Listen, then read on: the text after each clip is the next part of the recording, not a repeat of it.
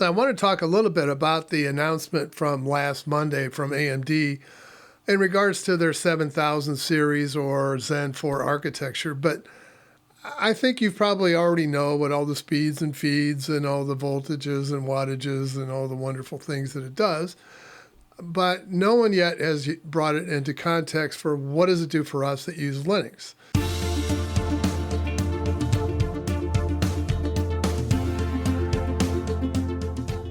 That's what I'm going to be talking about today, and maybe talking about some of the things that I have learned, because I had to go research all this and I had to do some digging because there's a lot of pieces that are flowing into the Linux kernel to deal with this. And so that's what I'm going to talk about. What does this do for us?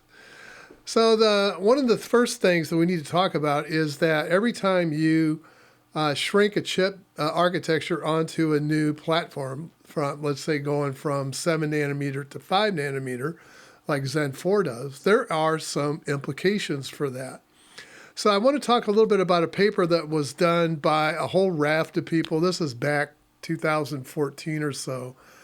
And the paper was entitled A Perspective on Dark Silicon. You can look it up. You can download it and read it for yourself. It's probably not, it's not good nighttime reading, but there is a lot of good stuff in there. And so I want to start with this one. The upper limit on power consumption and thus temperature is popularly known as thermal design power, or TDP. We've all heard that before. Safe and reliable operation of a chip is guaranteed as long as power consumption and heat dissipation stays within the TDP guidelines. So what are they talking about here? So TDP used to be anything beyond TDP could cause damage to the CPU. Well, yeah, so there's actually another power barrier that is really the one that most people go by, which is the PPT, and that is total max power. You can't, if you go beyond that, then you're destroying your chip. You may be, because if you're over TDP, the design behind TDP says that the manufacturer guarantees that this will not cause any degradation to the chip other than normal wear, right? Normal wear and tear. Chips do wear out over time, and that's inevitable. So before we go much further, let's listen to Mark Papermaster, who's the Executive Vice President of Technology and Engineering at AMD. Let's listen to him explain the power curve and the efficiency of the new Ryzen chip. We continue our commitments to energy efficiency and high performance with every generation. The technology improvements include a 20% reduction in device capacitance, along with design improvements, really as a key enabler here. Zen 4 and desktop socket brings a 62% lower power at the same performance, or 49% more performance at the same power compared to Zen 3. AMD is committed to high performance with sustainability, reducing the environmental impact of our high-performance processors. And this is quickly becoming a rising criteria across our customer base. The impact of Zen 4 and Ryzen 7000 series is fully evident in the performance gains. You look at the same across the TDP range here. The leadership N5 technology is a part of the reason we can deliver such huge gains. And of course, it's amplified by the IPC gains. And look at the 65-watt TDP. That's where N5 shines. We've really been able to deliver those IPC gains without compromising on power. Tremendous advantage. We've doubled down on our implementation efficiency, getting to a finer grain level of power optimization than ever before. And the power improvements at the lower power, like I show on that 65-watt TDP, are where the N5 is in its sweet spot. This means we deliver compelling performance at low TDP, incentivizing customers to save power and take advantage of efficient, cool, and quiet systems for leading-edge performance. 5 years ago, when we announced the first generation of Zen, I showed you that we were advantaged in area and power versus our competitors' x86 CPU. Well, we continue. In fact, we've grown that advantage. The AMD Zen 4 core plus L2 complex is about 50% smaller than the competition. That's a choice. We chose to optimize both high performance and power efficiency. Rather than just throwing power and area at the problem, we've been able at AMD to achieve a balance of high frequency design that is power efficient using our methodology and our technology application. The end result is a leadership CPU with significantly better performance per watt of energy expended in a much smaller area. Going forward, we continue our focused execution on x86 CPU roadmap. We plan on releasing the Ryzen 7000 series desktop processors with 3D V-cache in the future, and that's great for memory intensive workloads, as you've already seen in our previous generation V-cache. Our Zen 4C, it's a compact density that's an addition, it's a new swim lane to our cores roadmap, and it delivers the identical functionality of Zen 4 at about half of the core area. And that'll be coming out in the first half of 2023 in our server lineup. This core is workload optimized for applications that don't need to run at the highest frequency and can deliver even more computational efficiency. I'm also glad to share that we remain on track for Zen 5, featuring a new grounds-up core for 2024. Zen 5 will bring a combination of performance gains as well as further optimizations for the growing AI workloads. It's full speed ahead for our CPU innovations. Right away, there's a couple of things, but I'm just going to talk about one in particular. You notice that when we were on 65 watt, there was this huge spike in performance. And then as we go up the power curve to 105 TDP and then to 170, we see kind of it definitely drops off. Why is that? Well, what's going on is if you drop the power, guess what? You can turn silicon back on. You can turn on some more transistors, and all of a sudden you get more performance, right? You got more things to do work. So, provided that that they're being used to offset, some of the performance of the machine. But that's generally the reason why, and it's counterintuitive, right? If in the old days whenever we were overclocking our machines to make them faster, we would bump power up, bump the frequency up, and then see if it would crash. Well, there's also a corollary that in the dark silicon days, when you have a whole bunch of your transistors turned off to meet the TDP, if you reduce the voltage, all of a sudden you can turn on more of the transistors. I mean, it's great and wonderful that as you collapse and you make the chip die smaller and smaller and smaller because you are shrinking down either the size of the transistor or the channel that the transistor sits in order to be able to imprint this on make it smaller and smaller on the wafer. So dark silicon, there was a prediction about it that was done by the ITRS back in 2014. So when we had 45 nanometer chips, and that's been a while ago, right? It's been a while ago. But when we had those, there wasn't any dark silicon on them. The blue line says they were all active, and the silicon could be because the chip wouldn't roast or self-destruct.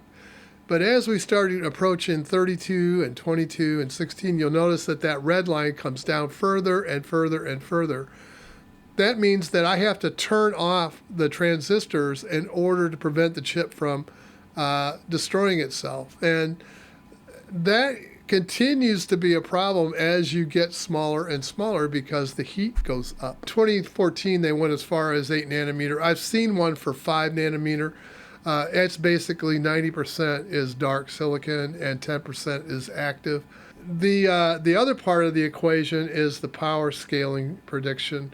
And this one was also done in 2014, and they go out as far as between 10 and I think 7 nanometers. So this would have been appropriate for the last Zen 3 architecture. So you'll notice that the Denardian scale, that's the Denning scale at the bottom, the gray line, that was the whole prediction. This wouldn't change as you went down.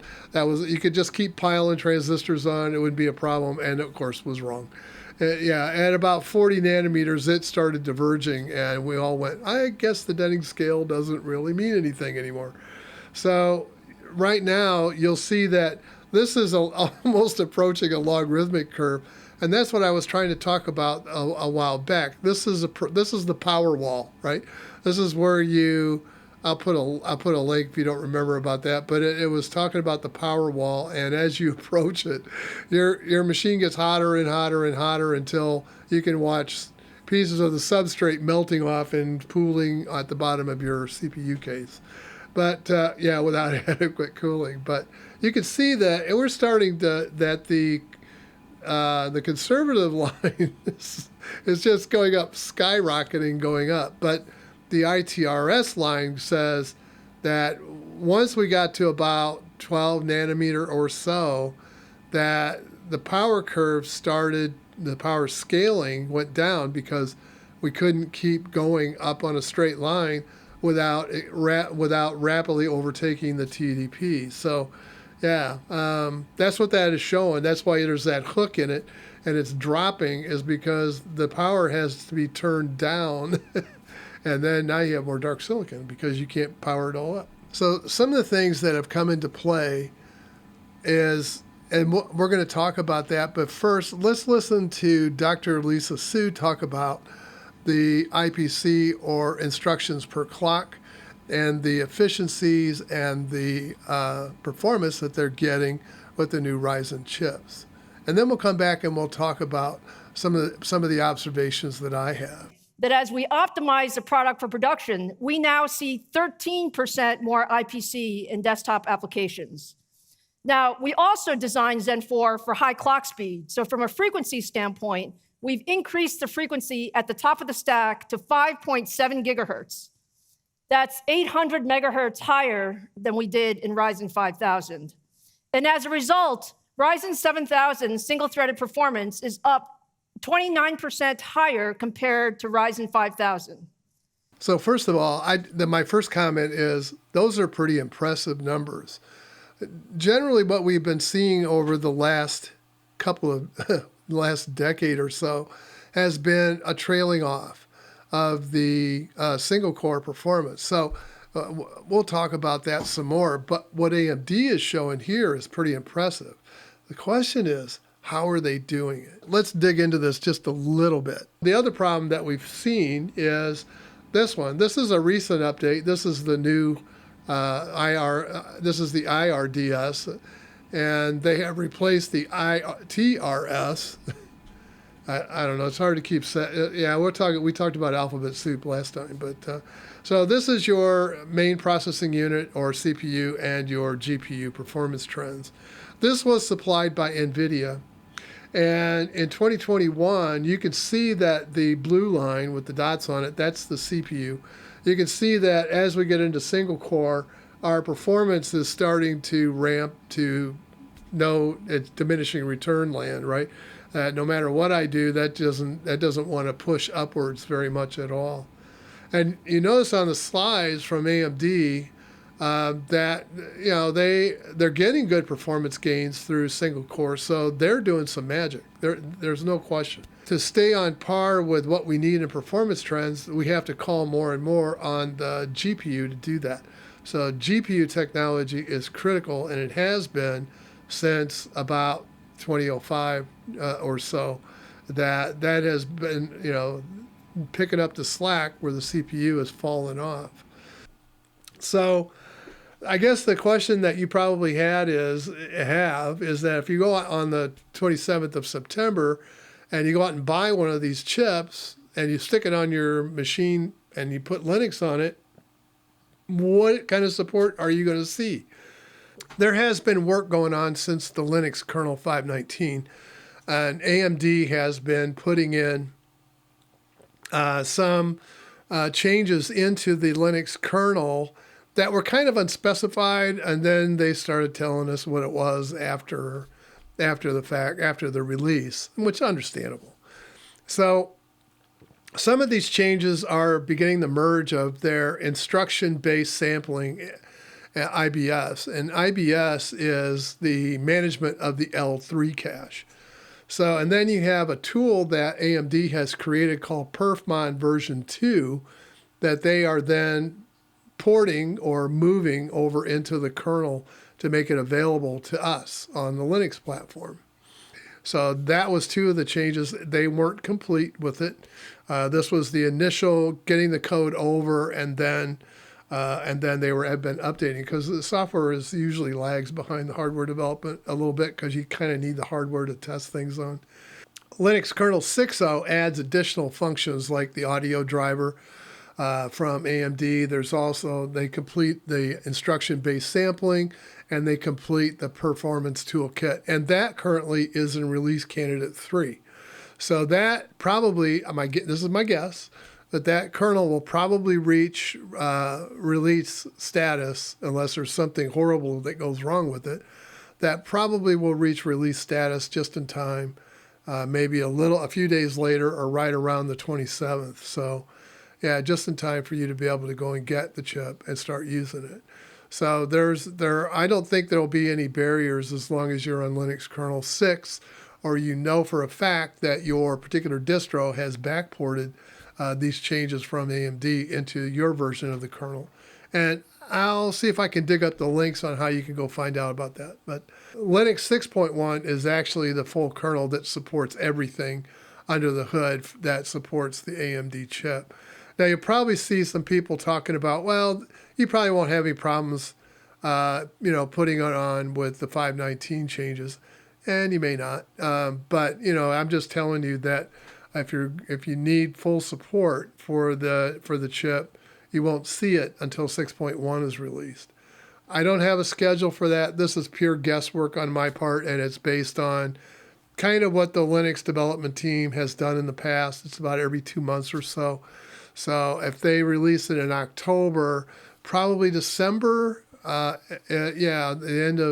end of November, 1st of December, or end of December, 1st of January is probably when you will see 6.1. One of the things that I found, though, and I when I was looking at the presentation, I noticed that there was this vacuum, right? It was this vacuum. It was just like, what is that? What is that thing in the middle? I could see the two CPUs, the two gold things at the top, but what's the thing in the middle?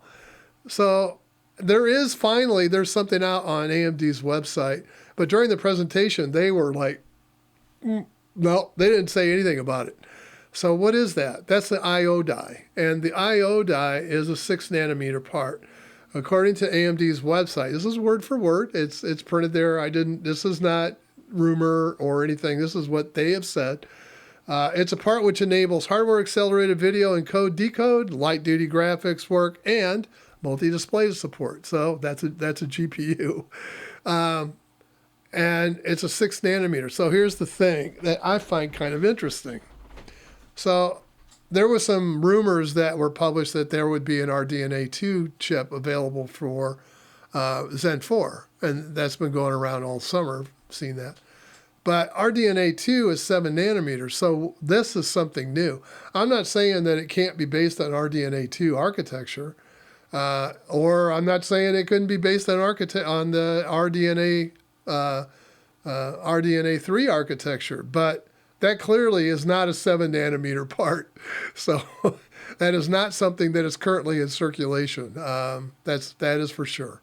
One of the questions that immediately comes to mind, since this is a graphics processing unit, is that the reason for some of the gains in the IPC, as we saw? And I'm sorry I used the NVIDIA AMD, forgive me, but you didn't publish one. So I'd use yours, but I had to borrow the one from NVIDIA. My apologies. But my question is that are the performance gains that you're seeing with IPC, is that a result of the graphics processor that is embedded on the Ryzen chip? I'm not going any further than that today. So what does this basically mean for us on Linux? You'll have most of the support for what you need, I think, on the 27th of September. I think 6.0 will be ready. If you're on a rolling release, then you can just pick that up. You can also take and bring that release down in most distros, but you'll have to see if you can, and then just either compile it or install it, and make sure you create an entry in your grub so that you can get back to your old one, and just in case it doesn't work so well. But 519, if you have that in your kernel, you'll probably have enough support to get it to work, but it may not be optimal. And then you'll see full support in 6.1. end of the year, first of the year maybe. You might see that. So that's all I had. Hope you enjoyed this video. If you did, please like and subscribe, and see y'all again soon. Bye for now.